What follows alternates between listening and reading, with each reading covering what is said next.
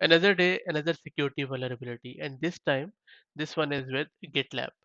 GitLab has strongly recommended patching maximum severity flaw as soon as possible. They have released an emergency security update, version 16.01, to address a maximum severity CVSS version 3.1 score path traversal flaw tracked as CVE 2023-2825.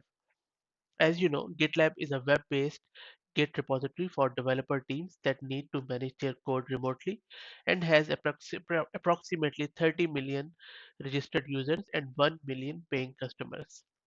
The vulnerability addressed in the latest update was discovered by a security researcher named Peony, who reported the issue on the project's Hack1 Bug Bounty program.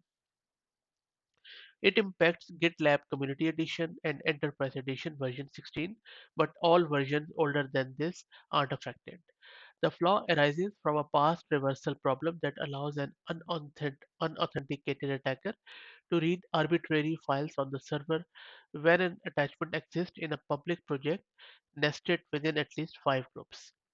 The exploitation of this severity or CVE could expose sensitive data including proprietary software code, user credentials, tokens, files, and other private information.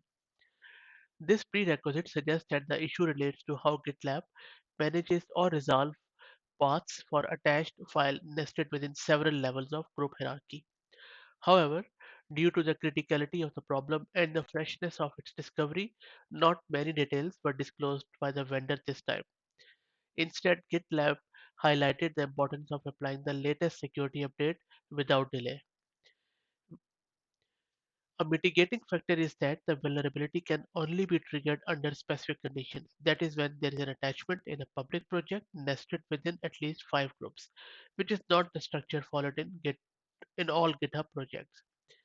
Nevertheless, all users of GitLab 16 are recommended to update to version 16.01 as soon as possible to mitigate the risk. Unfortunately, no workarounds are available at this time. So I hope that this was useful. If you are using GitLab, I would highly recommend that you upgrade and apply this patch. Thanks for listening.